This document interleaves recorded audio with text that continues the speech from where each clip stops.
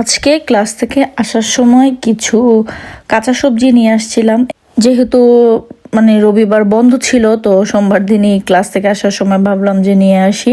তো এই পালং শাকগুলি আমি সোমবার দিন নিয়ে আসছিলাম, তো আজকে সেটা রান্না করব। আর নিয়ে আসছিলাম কাঁচামরিচ, ধনেপাতা, তারপরে কিছুটা ঢেঁড়স পেয়েছিলাম, তো একদম অল্প করে ঢেঁড়স এনেছি চিংড়ি মাছ দিয়ে রান্না করার জন্য।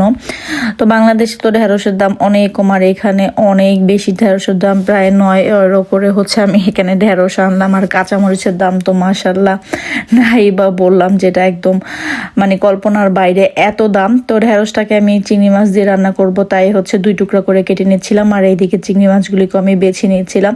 তো চিংড়ি মাছের মাথাটা একদমই পরিষ্কার করা থাকে, ভিতরের ময়লাটাও পরিষ্কার করা থাকে, জাস্ট হচ্ছে উপরের খোলসটা ছাড়িয়ে নিলেই হয়। তো প্রায় 12:30টার দিকে এসে আমি তাড়াহুড়া করে রান্না করতেছিলাম। আজকে আর একদম গুছিয়ে নিয়ে জাস্ট কাটতেছিলাম আর হচ্ছে রান্না করতেছিলাম। তাকে চিংড়ি মাছগুলিকে মেখে আমি একটু ভেজে নেব। এই পাশে আমি পেঁয়াজ আর কাঁচামরিচও কেটে নিয়েছি মাছে দেওয়ার জন্য। তো মাছগুলি হালকা ভাজা হয়ে গেলে এখন আমি মাছগুলিকে তুলে ওই প্যানের মধ্যেই হচ্ছে আমি কাঁচামরিচ আর পেঁয়াজটা দিয়ে দিব।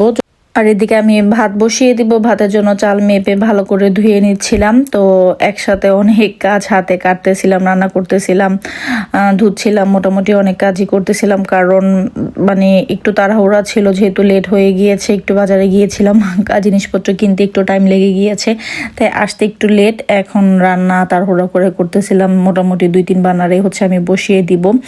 যখন পেঁয়াজটা একটু বাদামি কালার হয়ে গিয়েছে, তখন এর মধ্যে আমি সামান্য পরিমাণ আদা রসুন পেস্ট আর হচ্ছে হলুদের গুঁড়া, মরিচের গুঁড়া, স্বাদ মতো লবণ দিয়ে মশলাটাকে একটু কষিয়ে দেন। এর মধ্যে আমি ভেজে রাখা মাছগুলিকে আর ঢেঁড়সগুলিকে একসাথে দিয়ে একটু ভালো করে কষিয়ে নিব।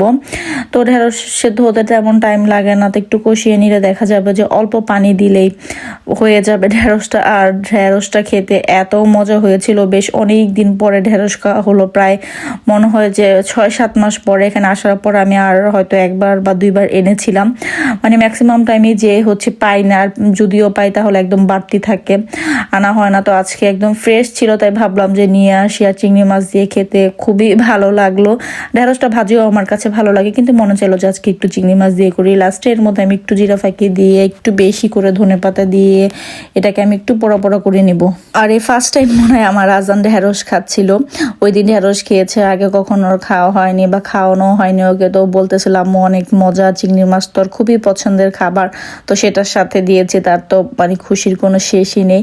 তো এদিকে আমার ভাতটা হয়ে গিয়েছে, ভাতটাকেও আমি ঝরা দিয়ে নিলাম। তো এখন ওই প্যানটা, যে প্যানটার মধ্যে মাছ রান্না করতেছিলাম, সেটা সরিয়ে দিলাম। তো একটু পরে মাছটাকেও হয়ে গিয়েছে, আমি একটু নামিয়ে নিলাম। আর আরেকটা প্যান বসিয়ে দিয়েছি শাকগুলি রান্না করার জন্য। এখানে 2 প্যাকেট শাক ছিল, দেখতে অনেক মনে হলো, একদম একটু পরে একদম কমে এতটুকু হয়ে যাবে। তো আমি প্যানের মধ্যে দিয়ে এর মধ্যে কেটে রাখা পেঁয়াজ আর হচ্ছে কাঁচামরিচ দিয়ে দিব। দেন এর মধ্যে আমি সামান্য পরিমাণ লবণ দিয়ে শাকটাকে ঢেকে দিব মজে যাওয়ার জন্য। তো 5 মিনিটের মধ্যেই দেখা যাবে যে এটা একদম মজে যাবে। আর শাকটা থেকে অনেক পানি উঠেছিল, তো ধুয়ে বেশ অনেক টাইম আমি ঝরা দিয়ে রেখেছিলাম, কিন্তু দেখা যাচ্ছে যে তাও পালং শাক থেকে তো বরাবর পানি উঠে, এটা তো আমরা সবাই জানি। তো একদম পানিটাকে আমি শুকিয়ে নিব। আর এদিকে আমি রসুন কেটে নিচ্ছিলাম শাকটাকে বাগার করার জন্য। পেঁয়াজ রসুন দিয়ে আমি বাগার দেব।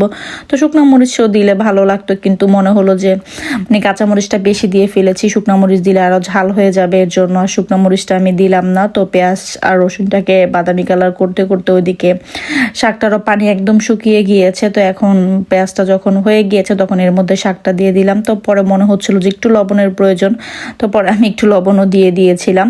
তো যাই হোক, আজকে ছোট একটা ভিডিও, আশা করি আপনাদের ভালো লাগবে। যদি ভালো লেগে থাকে তাহলে অবশ্যই একটি লাইক দিবেন। আর ভিডিও সম্পর্কে কোনো মন্তব্য থাকলে অবশ্যই আমাকে কমেন্ট করে জানাবেন। ফেসবুক থেকে দেখে থাকলে অবশ্যই ফেসবুক পেজটিকে ফলো করে দিবেন। আর ইউটিউব থেকে দেখে থাকলে অবশ্যই ইউটিউব চ্যানেলটিকে সাবস্ক্রাইব করে দিবেন। ভিডিওটি দেখতে দেখতে যদি ভালো লেগে যায়, প্লিজ প্লিজ ভিডিওটিকে শেয়ার করে দিতে পারেন, যাতে অন্যান্য মানুষও দেখতে পারে। আর ফ্রিজে কিছুটা গরুর মাংস ছিল, সেটাও জাল করে নিলাম। আর একটু সাদা ডালও রান্না করেছিলাম আগে, সেটাও একটু জাল করে নিলাম। এই তো দুপুরের খাবার রেডি। অনেক দিন পরে একদম তৃপ্তি সহকারে শাক দিয়ে আর ঢেঁড়স দিয়ে ভাত খেলাম, খুবই ভালো লাগলো। তো আজকে এই পর্যন্তই। সবাই ভালো থাকবেন, সুস্থ থাকবেন, আমার চ্যানেলের পাশে থাকবেন। আসসালামু আলাইকুম।